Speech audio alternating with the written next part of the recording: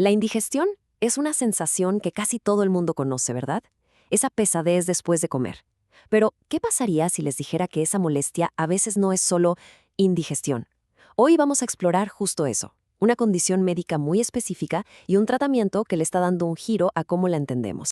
Y esta pregunta, la verdad, es el punto de partida de todo, porque muchas veces no le damos importancia a esas molestias. Pero para millones de personas es un problema crónico, uno que tiene nombre y apellido.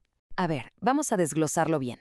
Primero lo primero, hay que entender de qué estamos hablando exactamente.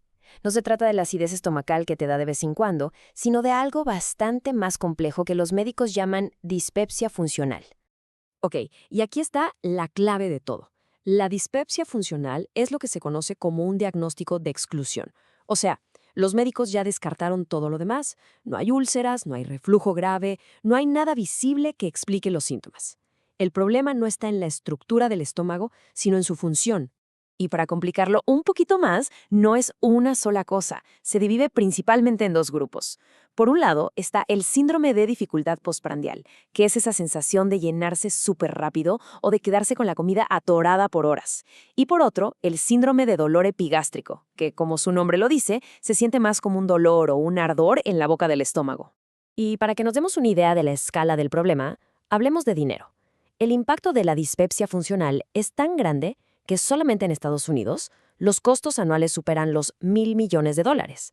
O sea, claramente no es una simple molestia, es un problema de salud pública con un impacto económico brutal. Muy bien, ya definimos el problema.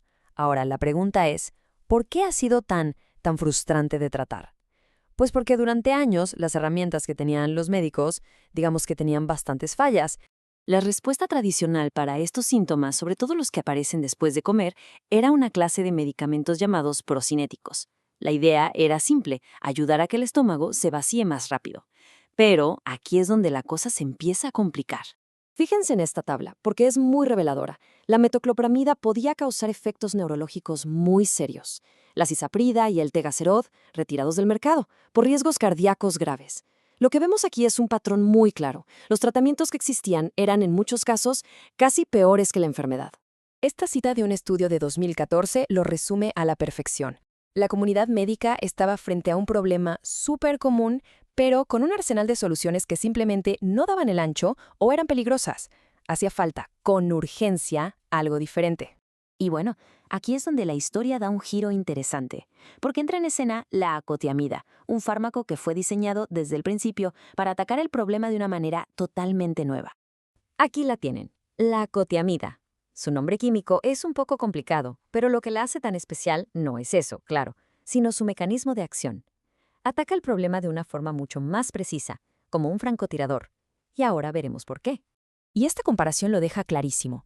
Los medicamentos de antes actuaban sobre receptores de dopamina o serotonina, que están por todo el cuerpo, y de ahí venían tantos efectos secundarios. La acotiamida, en cambio, se enfoca en una enzima, la acetilcolinesterasa, y su acción es principalmente en el estómago. Es un enfoque mucho más dirigido. Su llegada al mercado fue relativamente rápida. Tras varios años de desarrollo, Japón fue el primer país en aprobarla, y esto fue un gran hito. Era el primer fármaco aprobado específicamente para la dispepsia funcional usando los criterios de diagnóstico más modernos. Pero claro, una cosa es la teoría y el mecanismo tan elegante, y otra muy distinta es la vida real. La pregunta del millón era, ¿de verdad funciona? Vamos a ver qué dijeron los estudios clínicos. Pues en uno de los estudios más importantes, un ensayo fase 3, los resultados fueron bastante claros. Un 52.2% de los pacientes con acotiamida reportaron una mejoría, contra un 34.8% en el grupo que tomó un placebo. Y esa diferencia, estadísticamente, es significativa. Ahora, alguien podría pensar que la diferencia no parece tan enorme. Pero aquí viene un dato crucial. En los trastornos gastrointestinales funcionales, el efecto placebo es altísimo. Mucha gente mejora solo por creer que está tomando algo. Así que, en este contexto, ganarle al placebo de forma consistente es un logro muy importante. Y bueno, ¿en qué fue más efectiva? Los datos mostraron que la acotiamida era especialmente buena para aliviar justo los síntomas clave del síndrome de dificultad postprandial.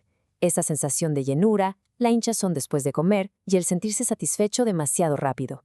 Pero quizá, y esto es importantísimo, el hallazgo más relevante fue su seguridad.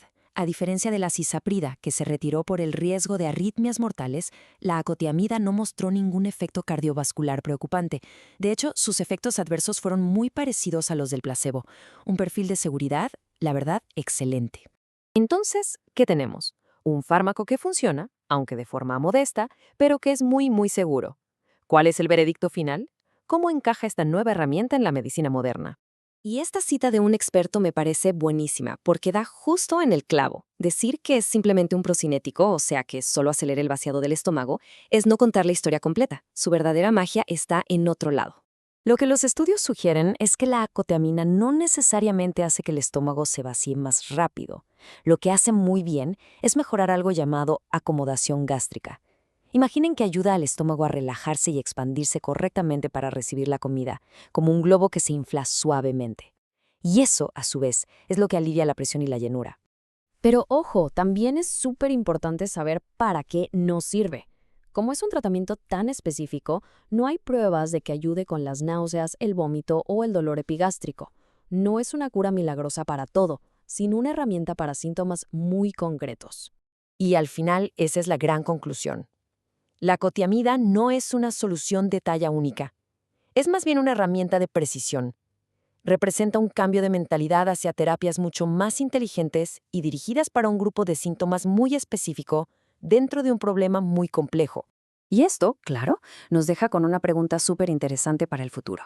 El éxito de un fármaco que se enfoca en un mecanismo tan específico y con tan buena seguridad nos abre la puerta. ¿Será que este tipo de enfoque de alta precisión es la clave para empezar a resolver otros trastornos digestivos que hoy nos parecen tan difíciles de tratar? Solo el tiempo lo dirá.